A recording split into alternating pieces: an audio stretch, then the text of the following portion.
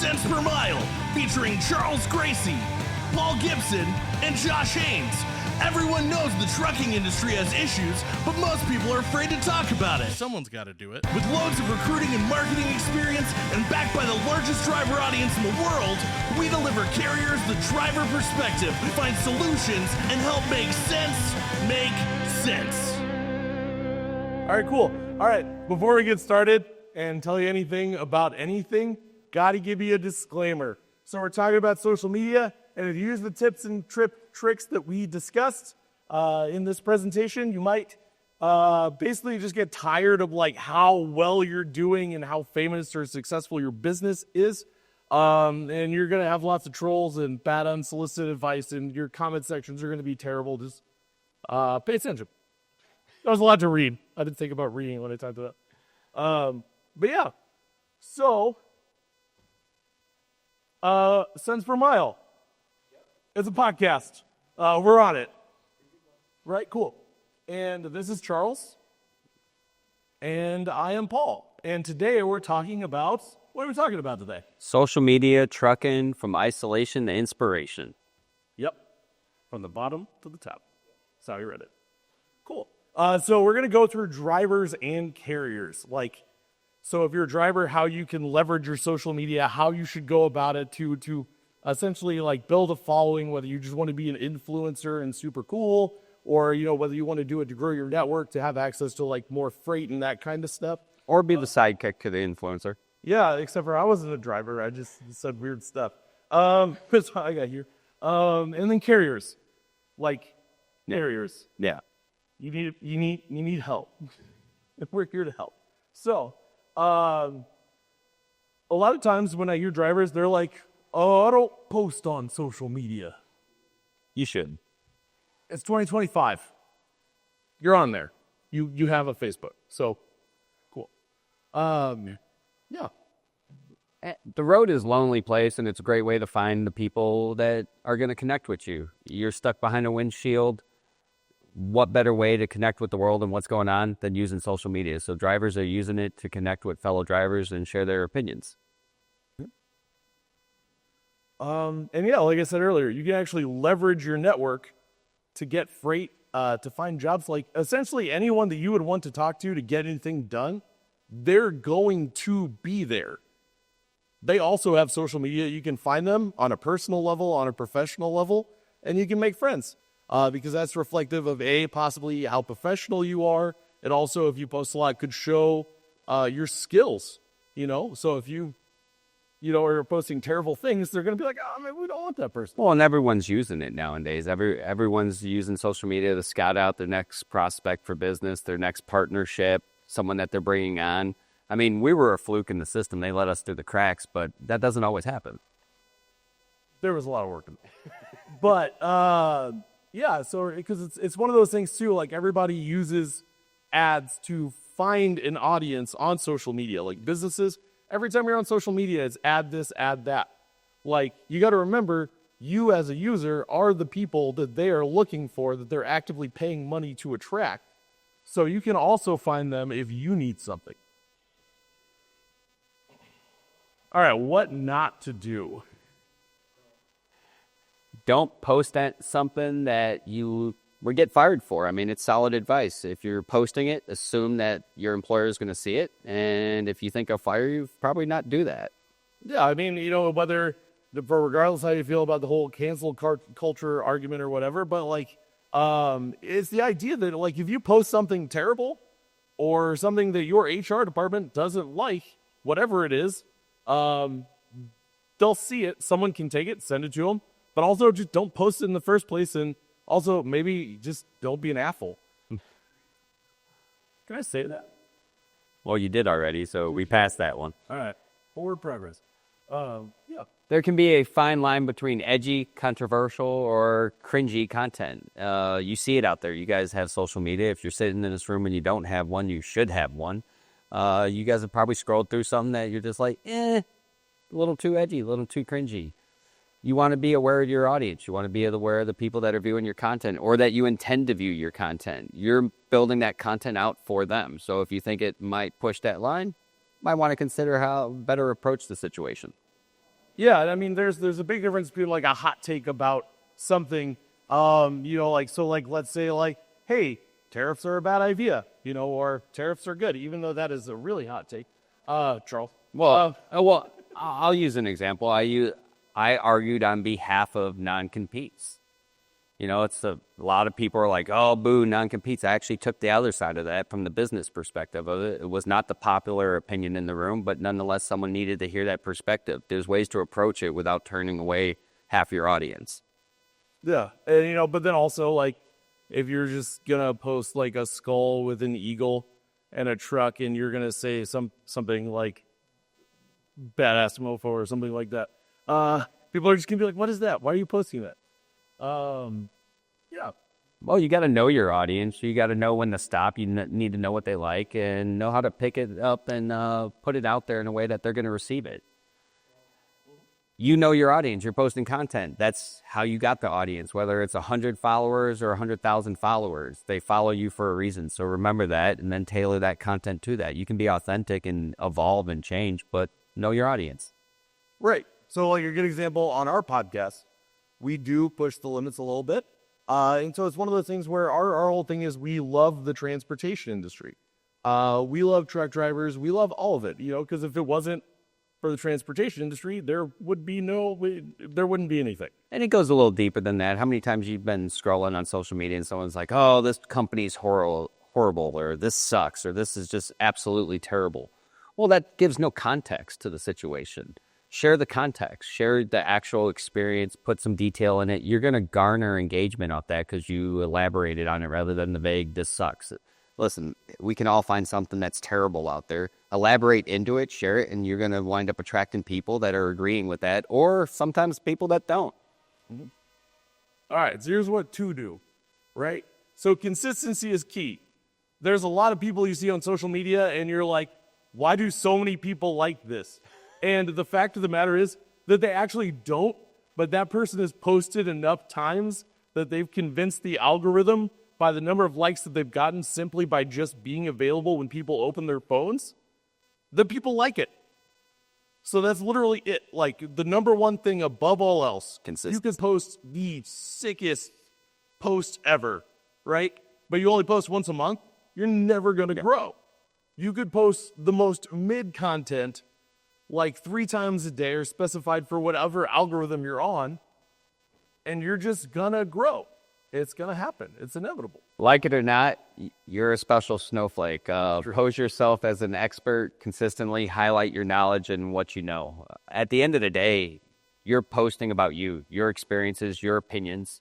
That audience that follows you, those people chose to follow you, like I said earlier. So stay consistent with that. You can evolve and push your limits, and you're going to change. We all do. Hopefully you do. If you don't, then, yeah, we should talk afterwards. There's self-help groups for that stuff.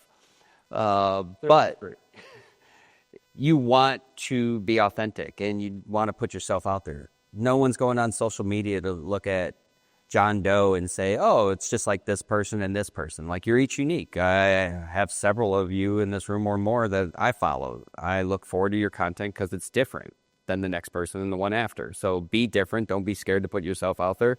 Heck, the first time you put me on camera, I forgot to blink for like 30 minutes. I looked like a serial killer. Yeah, it was terrible. I've rewatched it, and I grew from it. But I was able to share that experience with others, so others didn't do it, and it was something funny to watch later down the line. Yeah, and I mean, it is your perspective. Like, that's it. It's your perspective on whatever it is. That's why you can have multiple people who have the same feelings, but they're all going to have a slightly different take because they have different backgrounds, different experiences, different needs. So, like, don't copy people. Just do the same thing, but the way that you would do it. Because also, that's how you're going to get burnt out. Now, if you're trying to constantly replicate things and not putting parts of yourself into it, you're going to have to keep just making stuff up forever, and that is exhausting in how a lot... yeah. So, also, everybody and their mom is on the internet now. So why should they listen to you, right? There's so many people yelling. It's like being out there on the floor. You could just talk like this, and it's like, but you have to give them some kind of value, or you have to give them just like a reason entertain them. You don't even have to say anything important. Just like be funny or like dramatic or something that really pulls them in that nobody else is providing them. It's whatever matters to you. You got to have fun with this too. You're going to be the one that's consistently posting, so you got to enjoy what you're putting out there. If you actually hate what you're posting, there's nothing worse than trying to replicate that over and over again. I mean, successfully on social media, I found that you got to post 2-3 times a day. If I'm putting stuff out there I don't believe, that's terrible. That does not sound like fun. I'm probably not going to do it, and then the algorithm's going to knock me down for lack of consistency. You only lose if you forfeit. Trial and error is the name of the game. It's true. It took me a while to figure out what was going to be my path on social media. I tried just the professional, like corporate stuff. When I was running a company, I was sitting there like, oh, just salesy stuff. Listen, everyone's selling on there. People don't want to see it. You have to find a blend. You have to figure out what the voice is going to be, and then you have to find the audience that supports that voice. And you're probably going to fall a couple times on the way, and it's okay. No one came out the womb an expert on social media.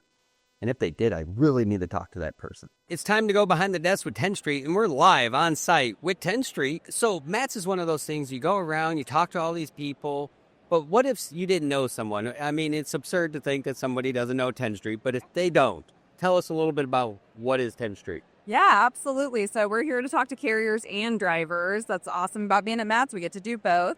We're going to be telling carriers about how we can help them with recruiting, retention, onboarding, safety, fuel efficiency, all kinds of tools to help carriers connect with their drivers. And then we get to talk to drivers about Driver Pulse, our Driver Pulse app, and how they can help manage their career, all of the resources and new resources that we've just added to Driver Pulse. So that's a lot. Yeah. That's a mouthful, and you get to say that all at Matt's. Yeah, we have a big team that's helping us out here, so we're getting a lot of FaceTime with a lot of people really quickly. And what's your guys' website for all the viewers? www.tenstreet.com. TENSTREET. That was solid. Yeah. That was solid.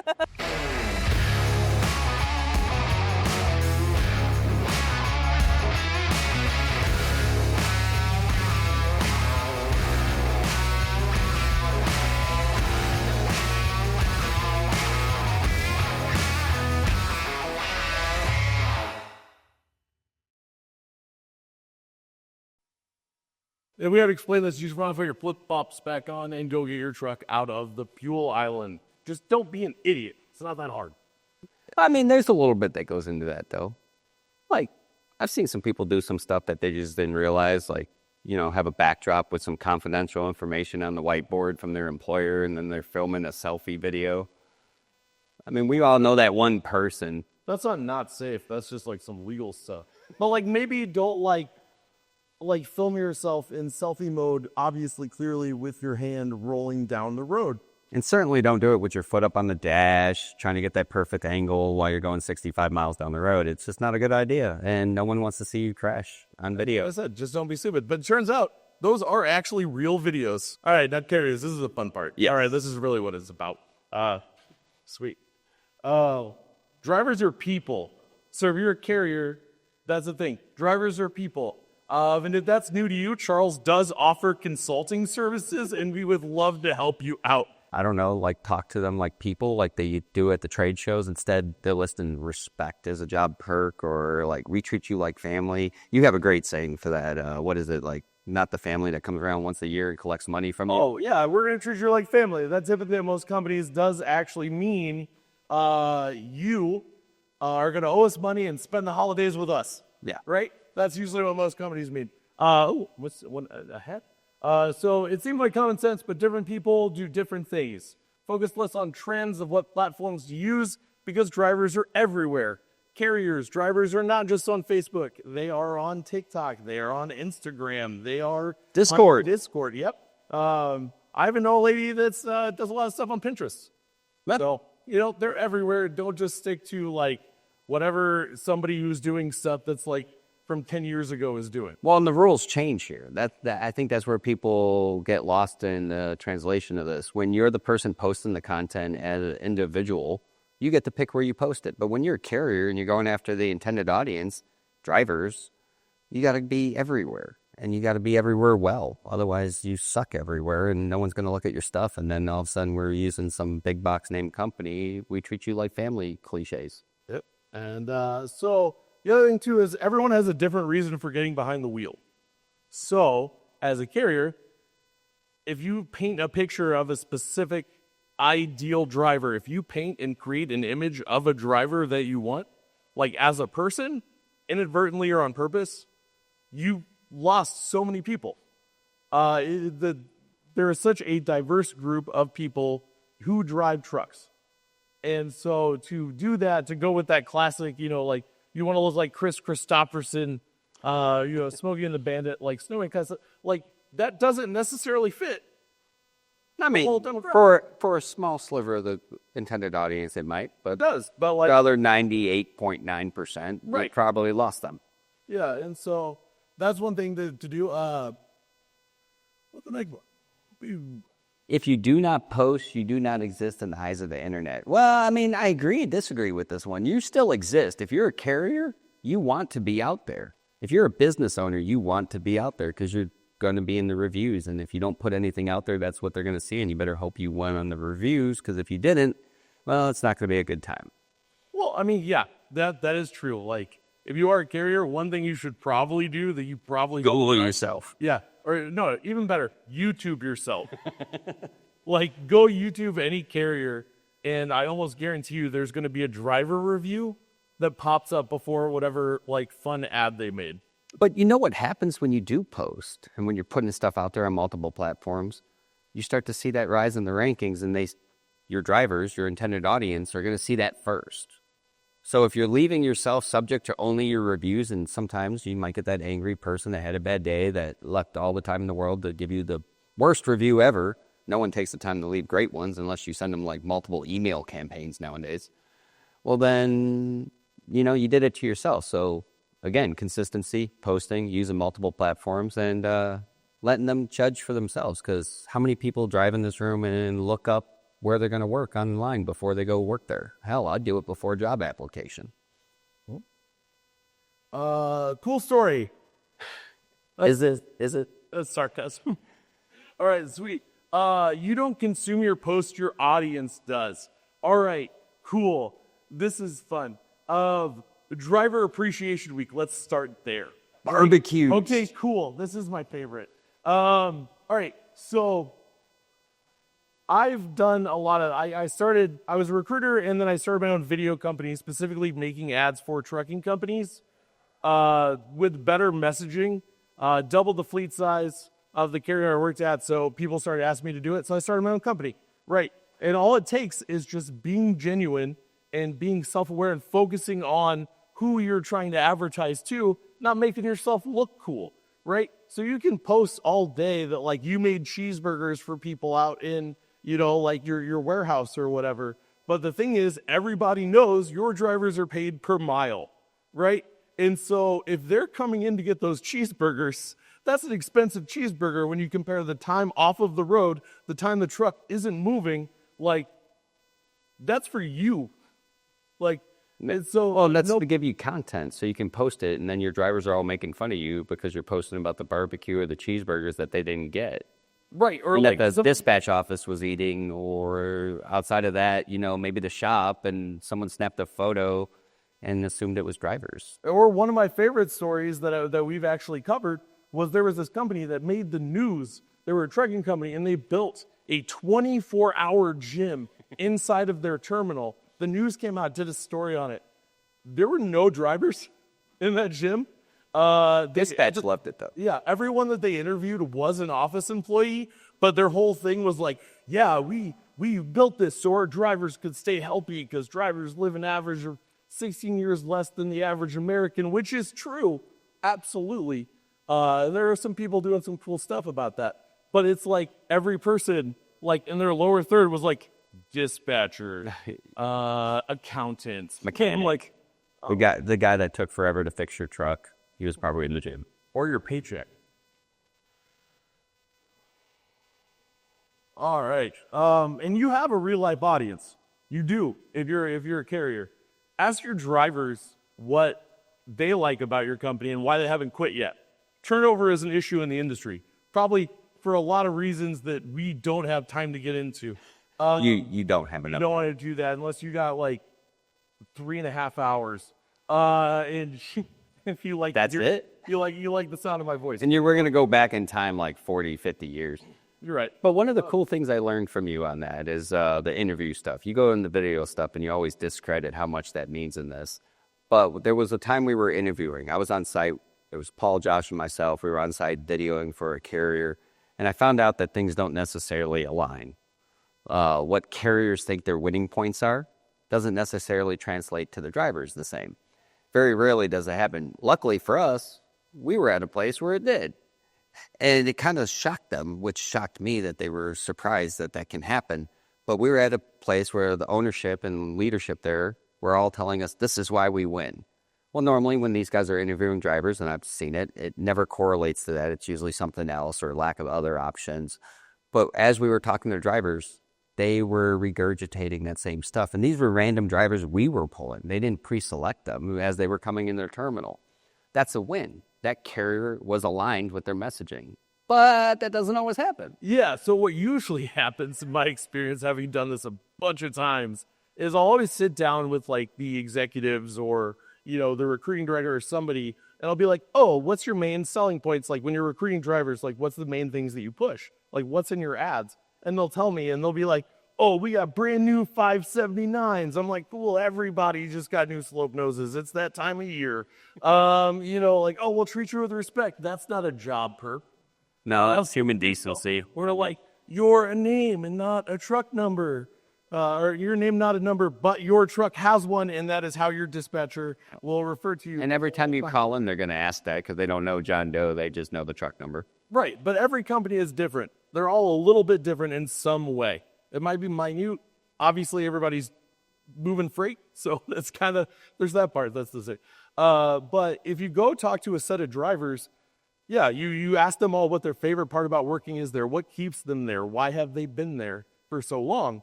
And you will always start to, if you get to about 5 drivers, you will always see a majority consistent pattern.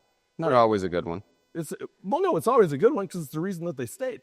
But what happens is that reason 9 times out of 10 is not what somebody up top who isn't in the truck said, oh, this is why we're cool. It's not. Ask your drivers. Well, it's simply they fell into the trap of thinking that if they can get their message out, that's going to attract their desired audience. But what they don't realize is the testament of truth is right there, the drivers that have stayed. You're advertising corporate giving you a pizza party. Cool. Yeah.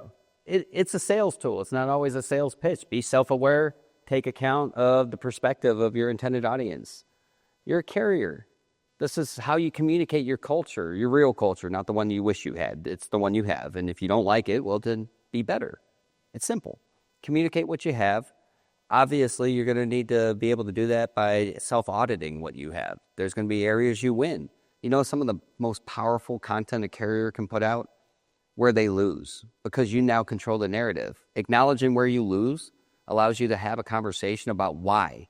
So maybe it's governors. Well, maybe it's we save so much on insurance that governor is necessary, and now we can give more to our drivers in pay. Hey, let's have that conversation. I can get behind getting drivers more pay. Most drivers can too. They wish they had even more. Why does it take a speed limiter is a whole nother conversation. Thank you, insurance companies. But there's other things in those conversations that can lead you to address those landmines that a recruiter might trip up in. So by having that stuff up front in your marketing and in your communications, videos, whatever, you can now have these conversations. Drivers are going to be self-aware, and it's not an awkward conversation. I'd actually say it goes a step beyond that, because it doesn't matter how great of a carrier you are. You could be the greatest carrier ever. You could have, never mind. I'm not going to talk trash or anything. But like you could have won some kind of award about how cool of a carrier you are or whatever. But the thing is, there's things about being a truck driver that suck. And you can't fix that. You can't fix hours of service. You can't. I mean, we could, just there's too many other people trying to not do that. You can't fix traffic. I mean, you can't fix nuclear verdicts. You can't fix. No, you totally fix those. Yeah, either way, you get the point. There's things that you can't fix being away from home for 3 hours a day, except for maybe if you also had your salespeople buy freight that was more driver friendly than price friendly. Anyway, we're not gonna get there. But we're trying really hard not to go down a lot of different rabbit holes today. So, but it's the idea is that by acknowledging those things, like, hey, I know your job is hard.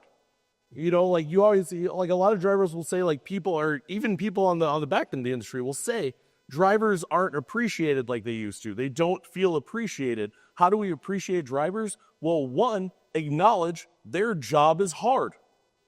Acknowledge they're the only people that aren't required to, that can be W-2 and not get paid overtime. And they showed up to work. Right. You're talking to them. They're out there on the road. They're having an issue. One of the most important pieces of advice I could give to you as a carrier, it might not be important to you, but if they're taking the time to bring it up to you, it's important to them. So therefore, by default, it should be important to you. And if it's not, be better. So yeah, don't just post what's cool about you. Post that you understand the things that aren't cool about the job, and maybe even some things that you're like, I wish we could do this better, right? So I've paraphrased this quote: ask not what your drivers can do for you, ask what you can do for your drivers. John F. Kennedy. That's kind of what he said, basically. To the no drivers, there'd be no country. But the point is like, also carriers, also a lot of times when you post like, oh, we're the best, we're super cool. And it's like, if you went out there, you know how you win? You go out there and you say, hey, you know what? You're a driver, you work hard, and we're going to give you the tools that you need to be the hero of your story. The generic answer to this question is don't be generic. You are building a community. Online, you are exposing yourself, your culture, and what you're trying to accomplish. Your drivers are looking for that. Your intended audience is looking for that. If you do so successfully, you will have a community. There's successful ones out there. You got to say it like you mean it. Because if you're saying the same cliches like the one I made fun of earlier, with the respect, with the name, not a number, we'll treat you like family. That's great if you do those things. Awesome. Love that. But you know who else says that? Absolutely trash companies. And so if everybody hears that from 20 companies, that saying, that cliche is going to get judged by the worst company who says it. And that's the important part, is it's not karaoke. It's not okay to be monotone, and it's not okay to be tone deaf. You gotta actually, you gotta stay current and mindful of the current environment on the road. If you're a carrier and you're posting things and you're not acknowledging experiences that drivers are having, then why would they listen to you? Because you're clearly not listening to them. And who wants to work for somebody that doesn't listen to them? Those are the worst leaders out there. How's it going, bud? That's fine.